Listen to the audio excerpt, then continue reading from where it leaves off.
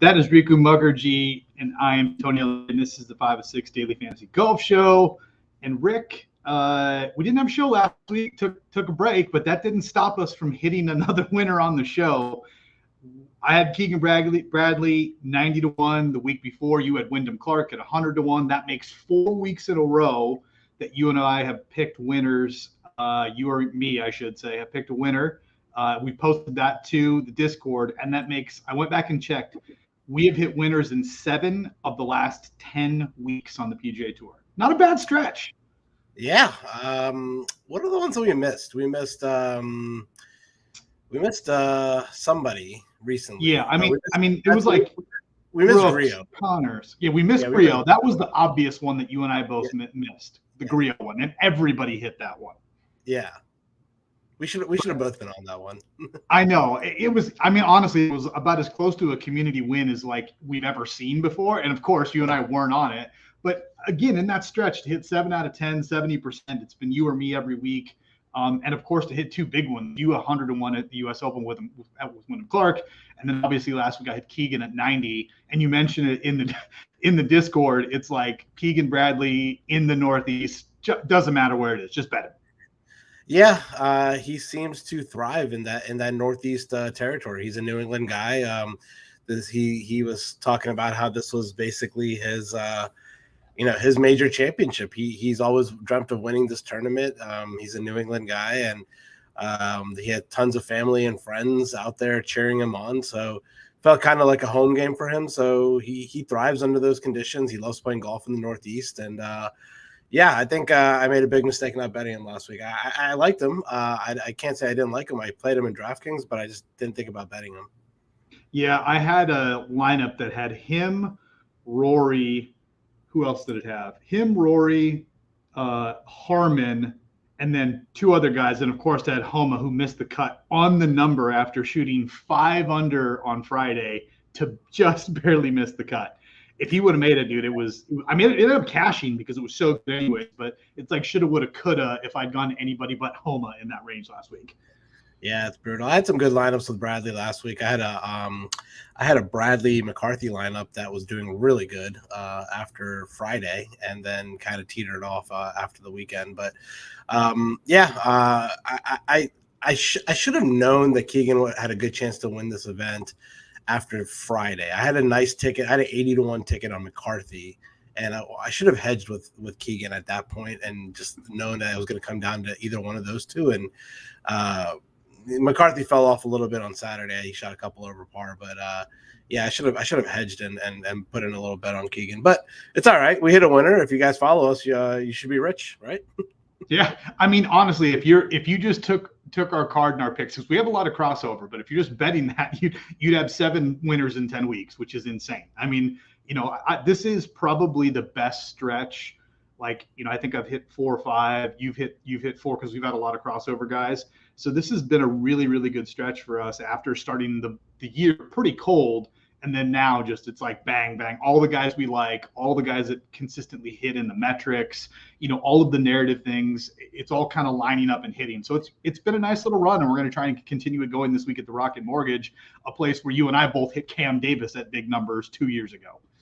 Yeah, I think it's a little bit of law of averages. I can't even remember how many second place finishes we had. Oh, dude! I mean, like brutal second place finishes over and over again over the last year, and it seems like we finally are getting onto the correct side of that average, where we're actually hitting some winners, and it's been a pretty profitable golf season betting wise so far for us.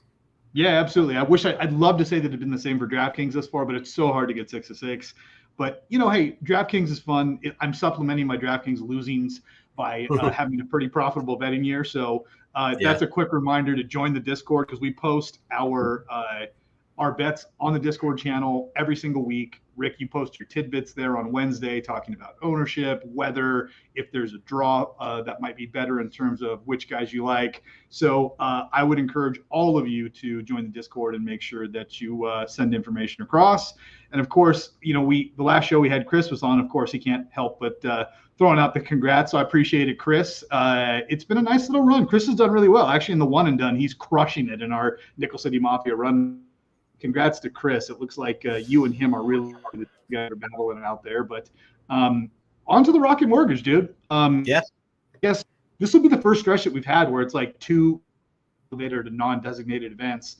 So it seems like maybe the interest is waning a little bit. If it's not a major, not elevated event, feels like people really aren't paying attention. But this is still a very good field compared to what it's been traditionally. And we've got a lot of good guys.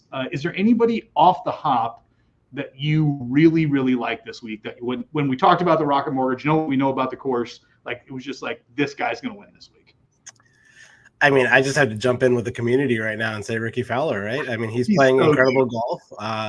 He shot a 60 last week, which was awesome.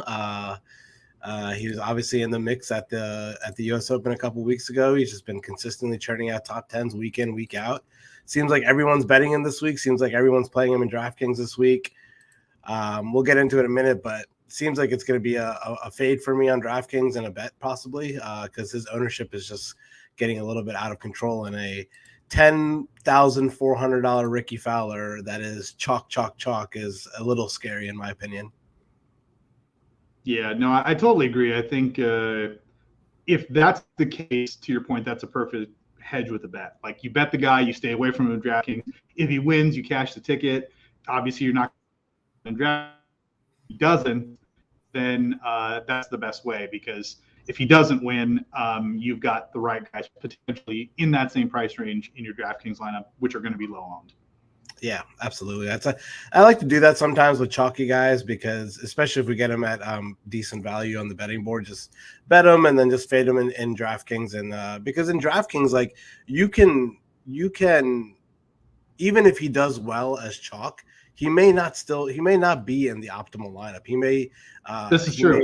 Yeah, like you can make an optimal lineup without hitting the chalk good player. Like as long as the other pieces are good. That's the thing about DraftKings. So that's a nice little hedge. I'm playing him in one and done in a couple leagues, and playing him on betting him, thinking about betting him. But yeah, DraftKings it might be a fade. But we can get into the DraftKings whenever you like. It's funny though, because I talked about it a little bit, but the odds this week, they're terrible, dude. Like I was going through and I mean, we're getting guys like Cam Davis, like he's all the way down to plus 30. And like a week ago, he was like 150 to 1. And like, this isn't the US Open field, obviously, but I mean, it's amazing how much the odds are swinging week to week. And like, when we get into a field that is like littered with guys that are what I would call like guys trying to keep their PJ Tour card, like, those guys are like 50, 60 to 1 in this field, which is insanity compared to where they were a couple of years ago. Like guys like Hadwin and Kirk, who have kind of been off, they're 50 to 1 this week. I mean, I think Hadwin had better odds at the Canadian Open. So it's funny how like from week to week, how much things can change. But let's get into it, Rick. We're playing at, I think it's Detroit. It's actually of 2 courses in the greater Detroit metro area. This tournament has been around for, I think this is the 4th year that they've played the event. So it is a fairly new event, and the course is fairly new. So we've only got 4 years worth of history. But what I can tell you about this course and about what everybody's saying about it, and if you look at the score, I think Bryson won it at like 26 under or something crazy like that. Like this is a place where everybody hits fairways. The longer you can hit the ball, the better off you are. The rough is not penal. Everybody hits the greens on approach because there are massive greens. And really what it comes down to is a putting contest. Like whoever gets the hot putter for the week and starts sinking some putts, that's who wins, similar to like the American Express, and insert any other like random tour stop. There is no one skill set, I think, that you're like, you have to be this to win here. But I will say this, I think driving distance is a massive advantage because it allows you to basically smash the ball as far down as you want, whether you're in the rough, whether you're in the fairway, and have a flip wedge in. So for me, like in the key stats this week, I'm really, really heavily weighting things toward driving distance, those wedge different distances from like 125 all the way up to 175. You look at like the plurality of approaches over the last 4 years. That's where most of them come from for guys who finish inside the top 10, top 15. So like, that's kind of where I'm weighting things this week in my model. So I don't know if you have any thoughts on like profile for guys this week, but I think I go back to that original Bryson, like bomb and gouge, and how the way that Cam Davis played it. And you don't have to be, guys like Troy Merritt have just consistently played well here. And Troy Merritt's not a bomber, But I just feel like if you want to win and to give yourself the best opportunity, hot putter and smash the ball as far down the fairway as possible.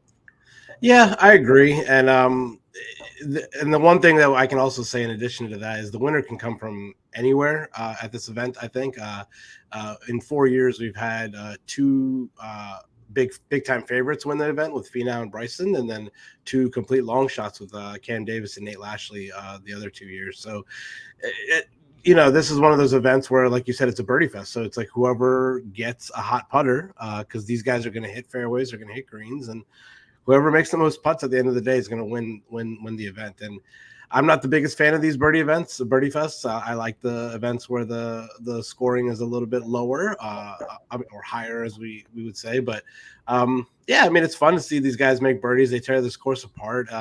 But I do agree with you. Just driving distance does help here because length just gets you to a point on the holes where you can flip a wedge from the rough, from the fairway, and just knock it close and make a putt, and that's all you really need to do with this course. So, yeah, driving distance is important. Is it the most important thing? I don't know. Probably not. I would say maybe just like overall ball striking is important, because even if you're going to hit the ball long off the tee, you might, if your approach play is not any good, you're not going to get it to a proximity where you're going to make putts. So I think overall ball strikers are pretty important here too. So, it's one of those courses, like I said, where you can probably get a winner from anywhere. I mean, Nate Lashley won this event wire to wire, and he's not the longest hitter off the tee. And he just got a hot putter and got a hot approach play that first year here, and he won the event. So, yeah, but it's one of those events where it's fun to see a lot of birdies. The score is going to be in the 20s for sure, and yeah, it's going to be tough to get 6 of 6 through, because the cut's going to be like -5 or -6 or something like that. Yeah, I mean, eerily similar to what we saw last week at the Travelers, right? Like, for different reasons. The Travelers, that course is just, it's not long enough anymore. So you have these guys like Rory. I mean, he had a couple drives that were consistently over 350, 360 yards. I mean, he hit one like 386 on a par 4. I mean, it just, these courses were not designed for that. However, this tournament is long. It's very, very easy, right? So it's like, just to your point, whether you end up in the fairway or in the rough, it doesn't really matter. You can still go attack pins. The green complexes are pretty flat comparatively, so you don't see a high percentage, like 3-putt percentages here. So it's just one of those places where, to your point, they're just going to go out and light this place up. And it's like whoever can add up the most birdies. Par 5 scoring is important because it surrenders more eagles than any other place on the PGA Tour. So yeah, it just, who can go the lowest the quickest. Last year it was our boy Tony Finau who won this event. I mean, he went on a stupid hot stretch. I think he won this in like the 3M in back-to-back weeks after not winning for like 4 or 5 years. But we're at the top of the board here, Rick, starting with Finau at the top, all the way down to Harris English. I mean, I get it, he's playing good, but Harris English at $9,000, Keegan Bradley $9,200 off the win. Cam Davis, previous winner, the stats love him. He's getting a massive bump up to 9,300. Obviously, I mentioned the odds at the beginning of the show at 30-1. But where do you think people will end up? I have some clear-cut guys that I really like in these ranges, but who do you like? You mentioned Fowler's going to be stupid chalky, but who do you like here other than Ricky Fowler, you think? I like Finau at the top. I mean, he's playing decent golf. He was in the mix at the U.S. Open a couple weeks ago.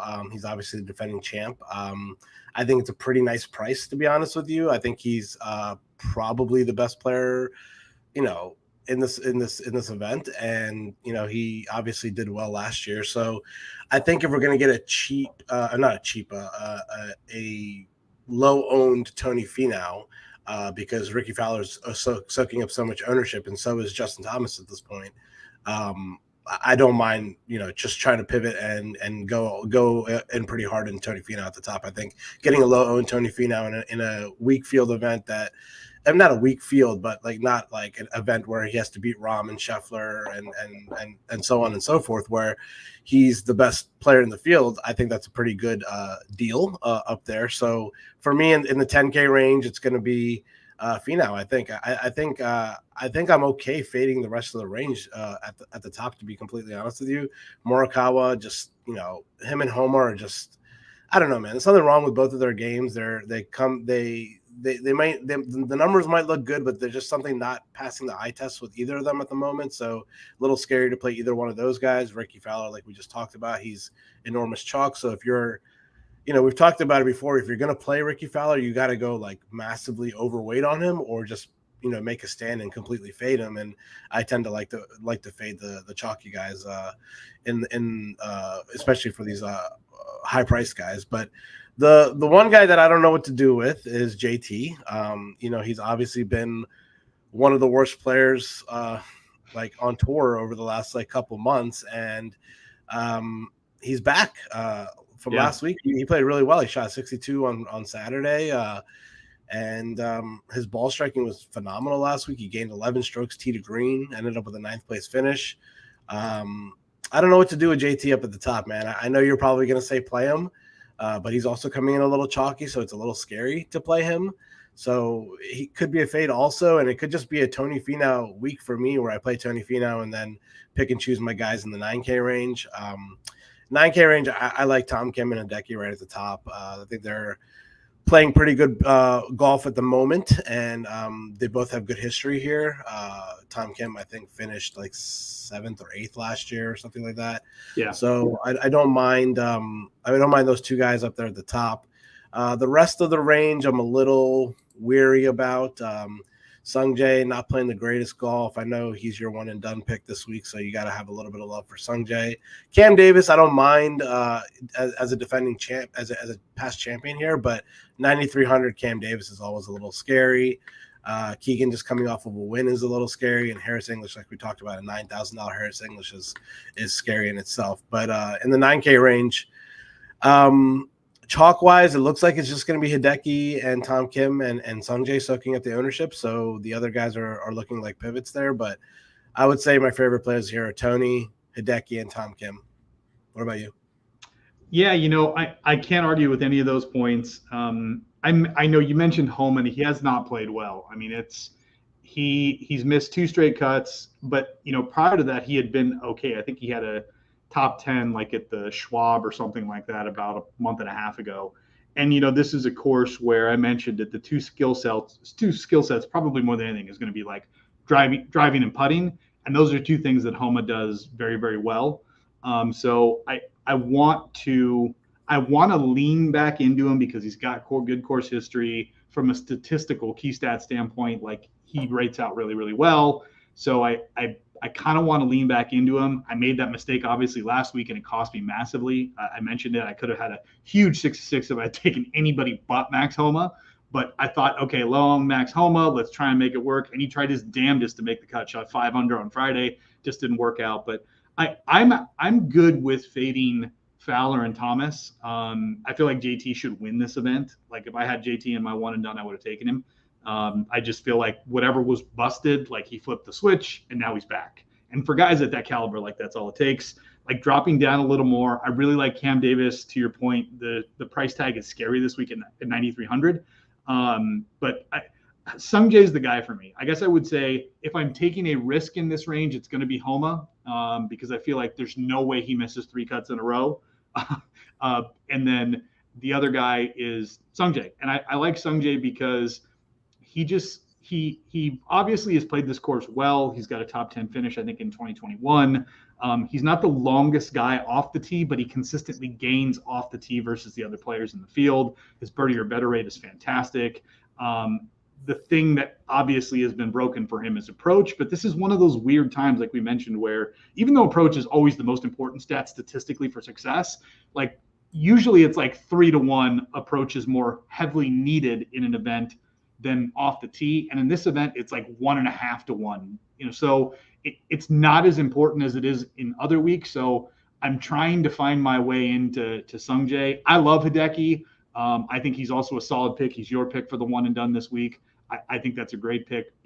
If I had to put my nuts on a table and somebody stand there with a hammer, I'd be like Justin Thomas or Hideki Matsuyama. But in this range, I would say I like Sungjae, and I think I'm going to take another risk on Max Homa and hope that he's super low owned and everybody's like the JT move. He sucks. He's broken. I'm never playing him, and he pops. The recent Sungjae form doesn't scare you? I mean, it's been pretty bad for. Yeah, I mean, there's nothing to your point. There's like nothing great about it. Like he finished top 20, top 30. I think it's T29 last week at the Travelers. He had a missed cut. He had a 41st place finish at Memorial. So he has not played well. I just think the thing that he is not very good at is off the tee, and it's driving distance, and the other piece of it is approach that he's not very good at. And this course mitigates the approach piece. It worries me a little bit about driver's distance, but if I look at his course history, he's played well here. So it's really going to come down to ownership. But I like Sungjae and I like Max both from a total risk reward standpoint. Let's have a conversation about Keegan Bradley because he's number 2 overall in your model. Dude, statistically, the guy's great.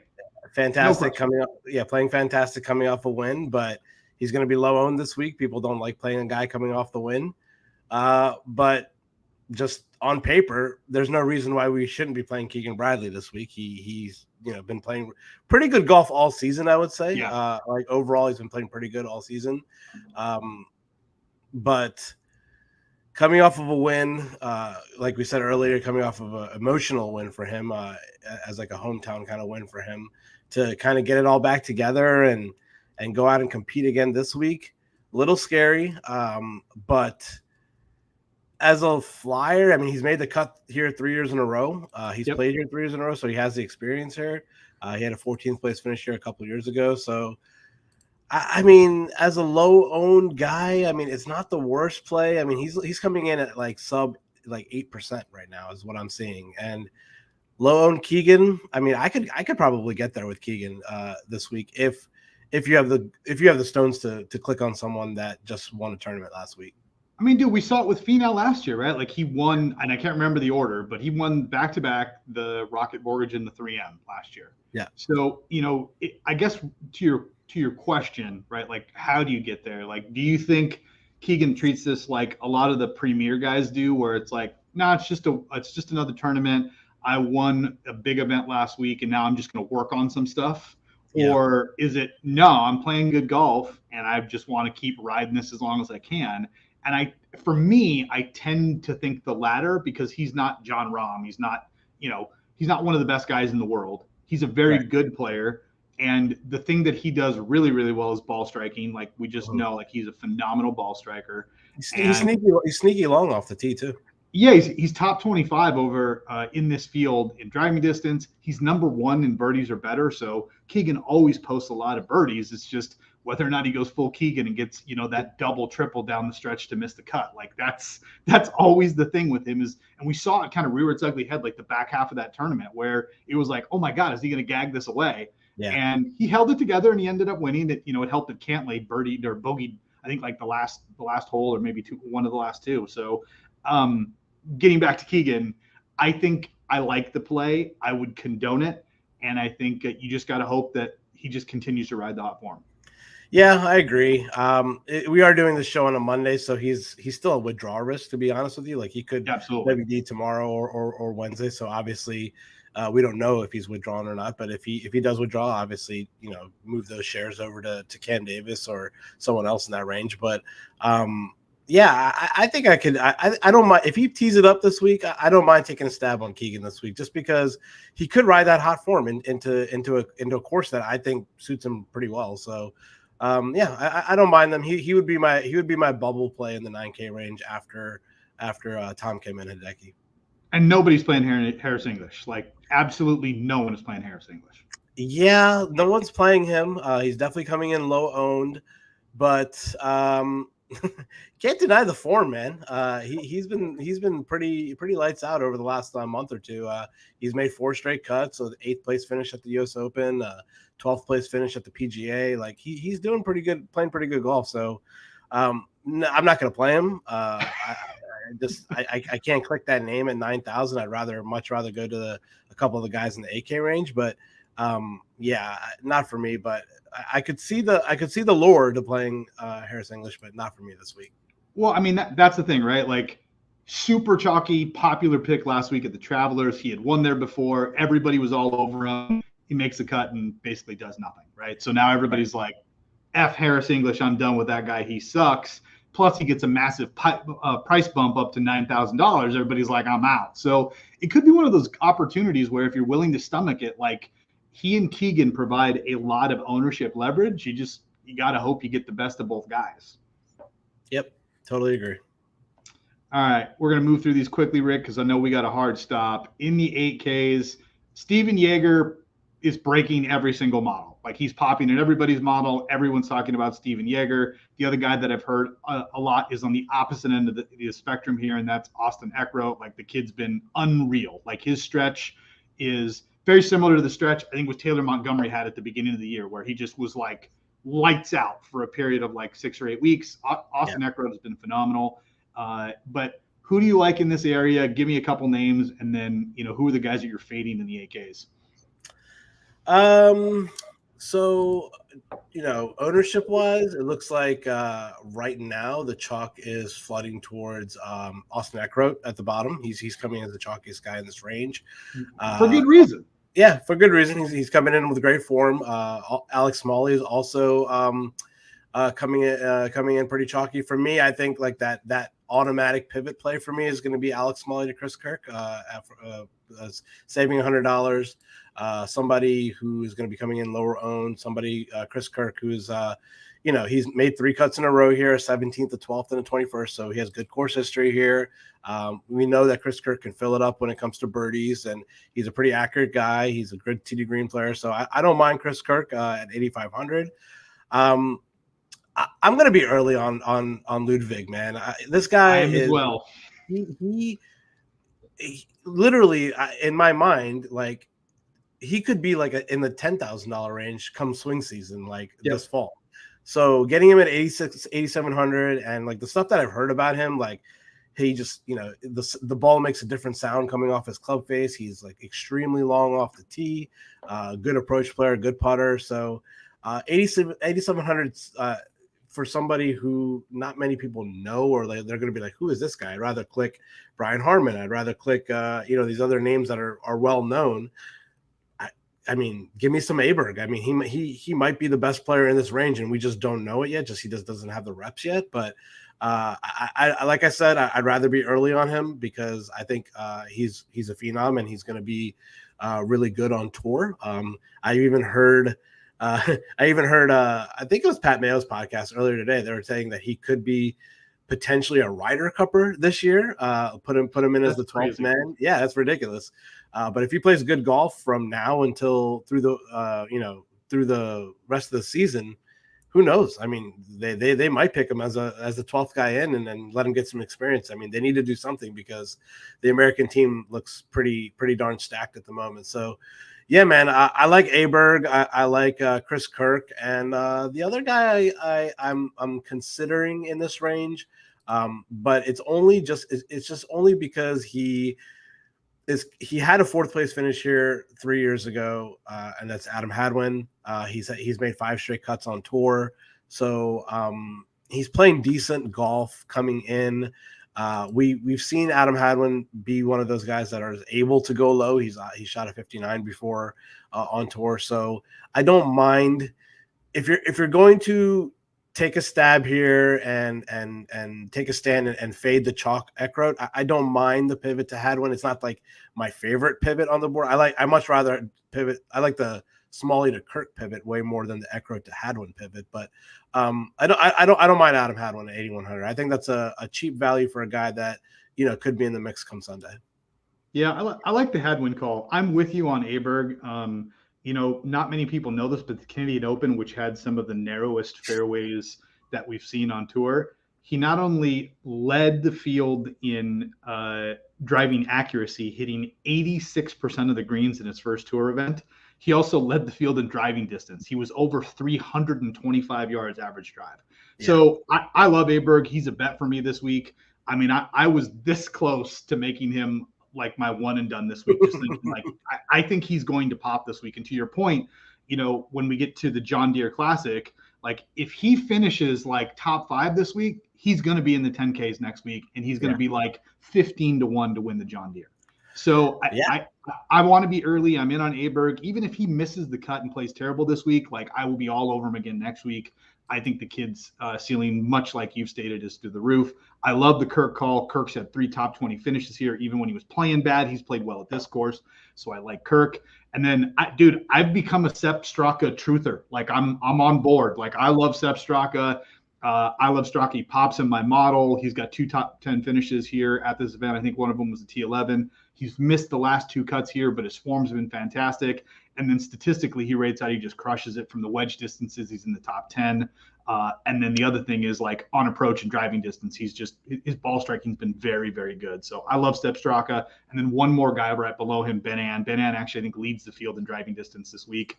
He's also the #1 player off the tee. You just got to hope Ben An doesn't putt like Ben An putts because he's been playing some really good golf. He's coming off of a missed cut, so I think we're going to get a little bit of a break. So I would say Aberg, Kirk, Straka, and Ben An are the guys I like in the AKs. Yeah, I like the Straka and Ben An calls. Those are 2 guys that weren't really on my radar this week, but now that I'm looking at it a little bit more, they both are really good off the tee players. So yeah, I don't mind that. The price tag is okay for them. Ben Ann's been playing pretty good golf all season, so I don't mind it.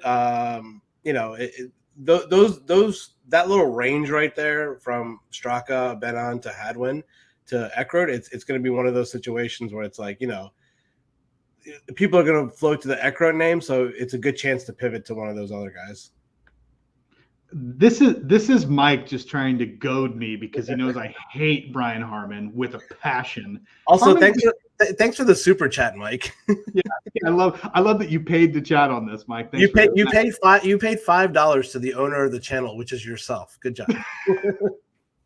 But I would say this: like Harman played good last week. I don't like him here. He doesn't have great history here. His form is okay, but Harman's an easy fade for me. And I think a lot of people are going to fade him. They're going to play in Aberg and Steven Yager. We didn't even talk about Steven Yager, but everybody loves Yager.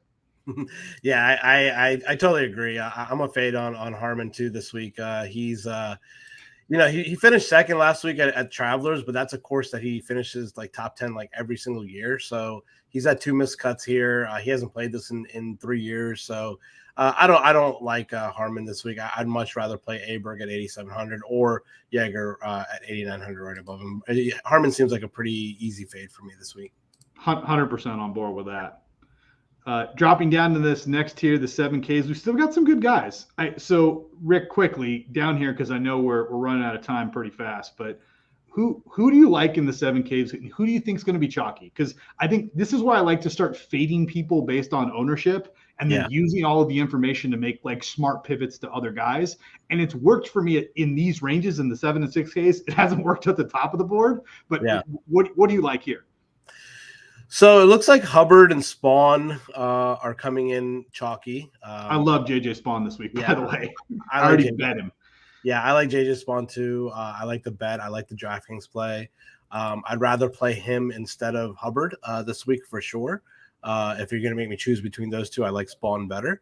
The other chalky guy looks like Aaron Rye at 7,800, which is understandable. He's playing pretty good golf, coming in a 3rd and a 24th his last 2 times out.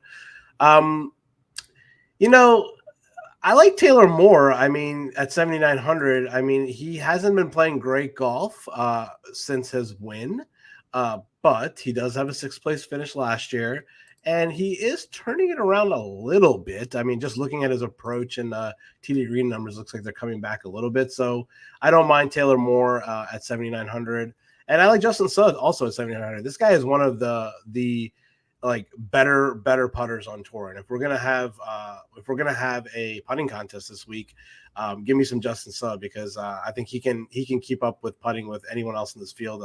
His putting strokes gained putting numbers, he gains every week on the green. Give his putting stroke to Scotty Scheffler, and Scotty Scheffler would win every single event. So I like Justin Suh. I like Taylor Moore. And then I like the JJ Spawn call at 7,500. Below 7,500, Pendrith, I mean, he had a runner-up finish last year. He's not playing great coming in. I mean, he's made 4 out of 5 cuts, but nothing great. like looks like all 60th place finishes. So I don't mind the Pendrith call. He's coming in pretty low owned as well. It looks like the chalk is the same price is going to be Doug Gim, because why are people on Doug Gim? Okay, I guess 4 straight made cuts. Everything's better than a 26. Okay, Doug Gims looks like he's turning it around. He's playing good golf, so understandably Doug Gim is going to be chalky, but I think for me there's going to be an easy pivot to Taylor Pendrith from Doug Gim.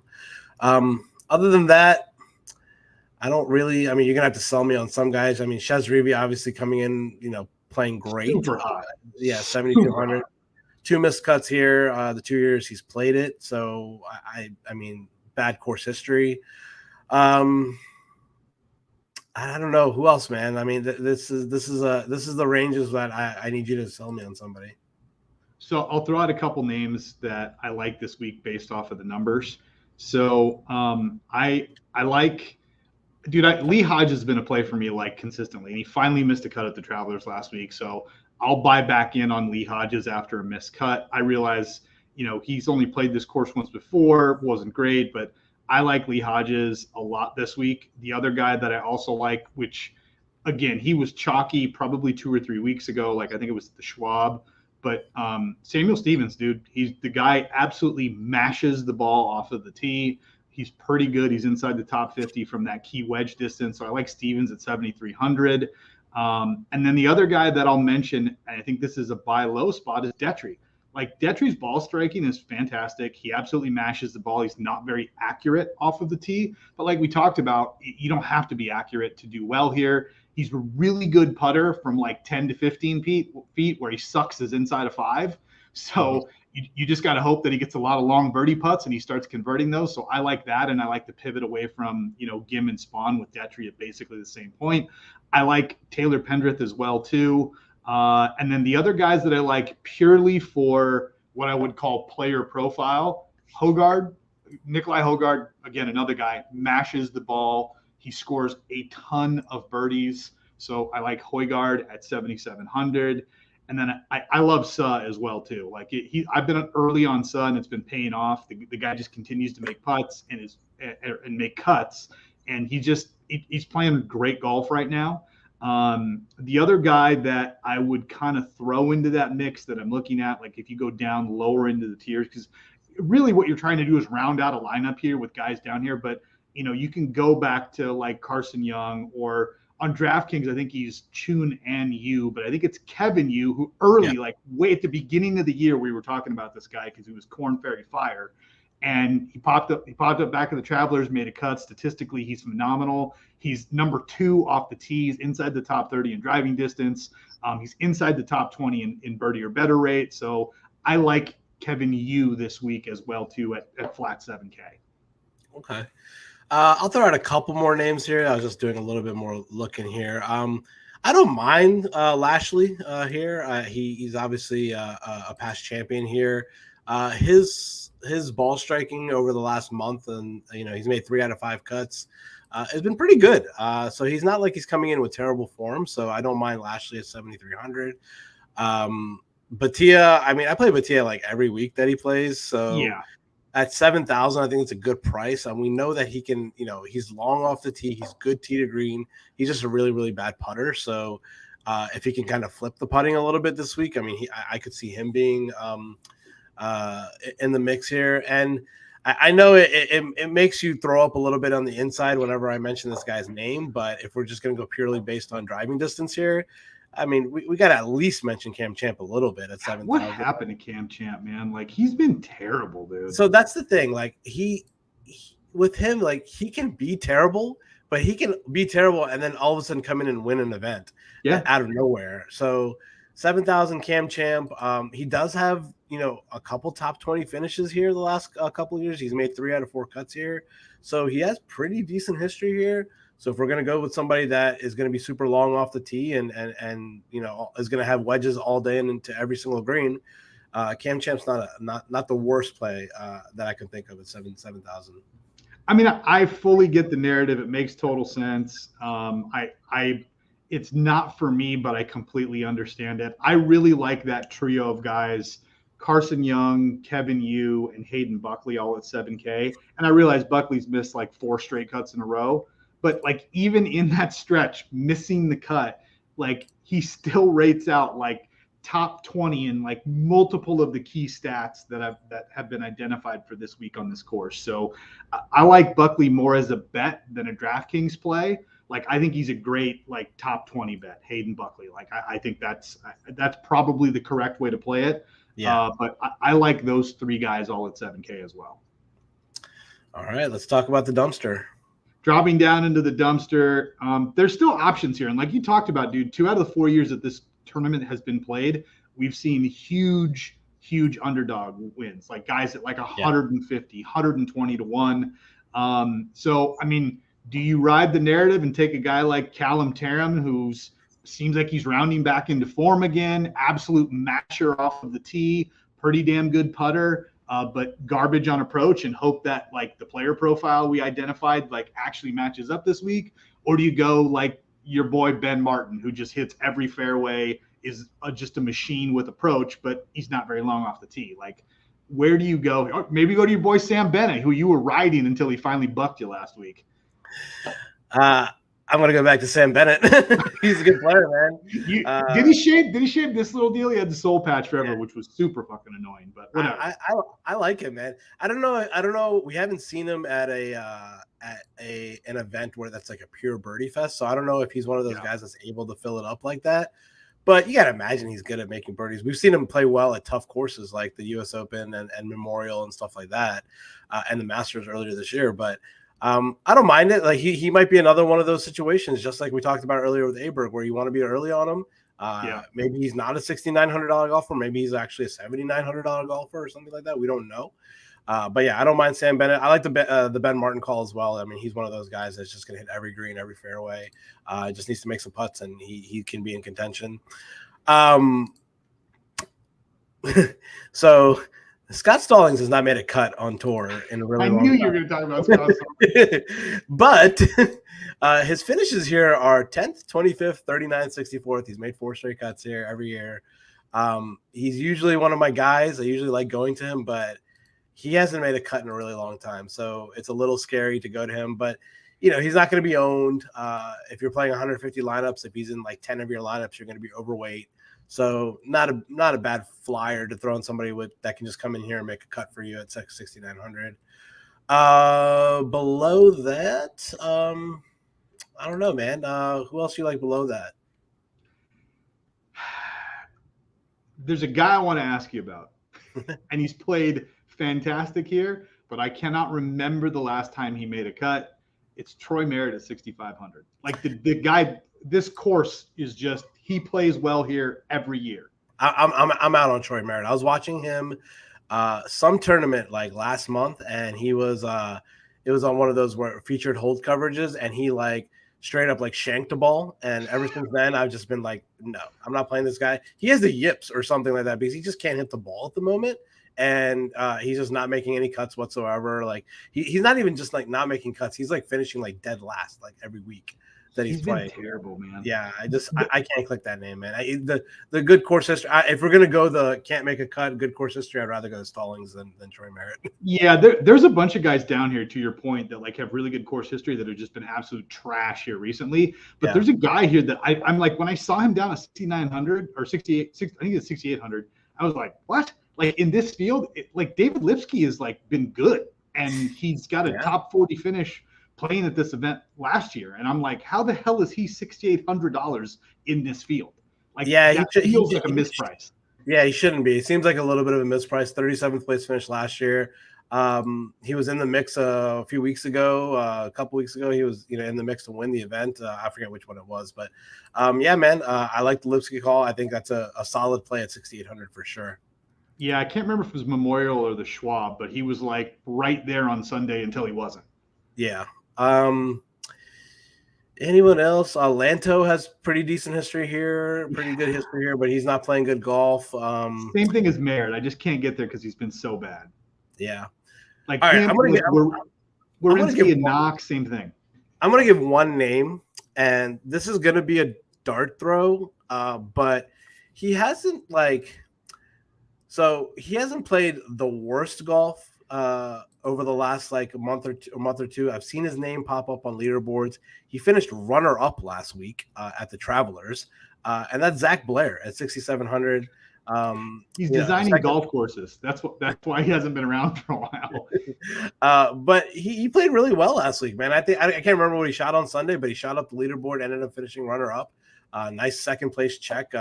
Well, 7 figures for him. That's a pretty nice check for somebody who hasn't really made that much money in his career. So I like it, man. 6,700. If he just do the same thing he was doing last week, ride the momentum in and play some good golf. I think 6,700 is a fair price for him this week.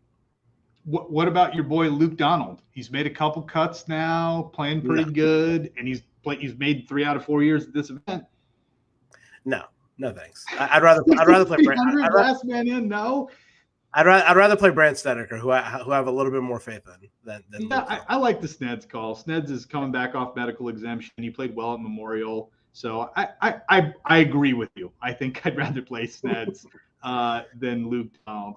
Other than that, dude, there's not a lot down here that has me super fired up. Like if I'm gonna throw darts here, I'm just taking guys that are bombers off the tee. I'm playing, Trey Mullinex and Brandon Matthews and Kyle Westmoreland, and just because they absolutely smash the ball, and I just hope that they get a hot putter. Like if I'm going to throw darts down here below 6,500. True that. All right, well, I got to get going. It's a hard stop for me right here. So I don't have much else to say. Well, I'll obviously put my stuff out on Discord on Wednesday.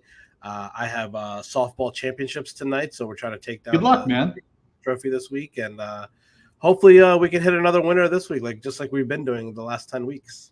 Yeah, I will post my bets to Discord as well. And like I told you, Spawn, Cam Davis, Aberg, I've already put in. Oh, yeah, I bet Hideki at 20 because he's already down to like 16 now. So those are the 4 that I have in. I'll probably add a few more, but I'll post that all to the Discord channel, which you can click down in the comments. Join the Discord. It's great.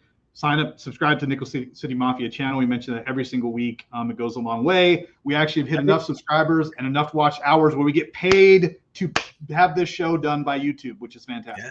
So I think we're going to have a lot of crossover with our bets this week. Yeah, I think so too. But if you're out there, you're watching, share the show, like it, subscribe to it, because this actually generates revenue for Mike, us, and the channel, which is phenomenal. So please do that. We appreciate everybody this week. Rick, thanks for hanging on, man. I know you got a hard stop. Good luck tonight in softball, dude. Go win a championship. Thank you. All right. Well, everybody have a great week, and we will talk to you next week.